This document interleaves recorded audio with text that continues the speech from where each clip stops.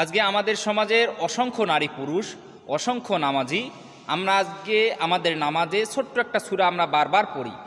সেটা হলো পবিত্র কোরআনুল কারীমের 112 নম্বর সূরা সূরাতুল ইখলাস, অর্থাৎ কুল হুয়াল্লাহু আহাদ। এই সূরাটা আমরা পড়ি, কিন্তু এই সূরায় আমরা অনেক বড় একটা ভুল করি, চরম একটা ভুল করি। সেটি হলো আমরা সূরাটা পড়ার শুরুতে আমরা পড়ি কুল হু আল্লাহু।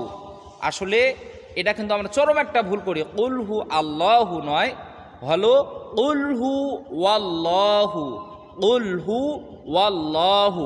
কিন্তু আমরা ভুল করে কি বলি? কুল হু আল্লাহু। কোরআনের একটা অক্ষরও কিন্তু এদিক সেদিক করা যাবে না, এটা কিন্তু চরম একটা ভুল।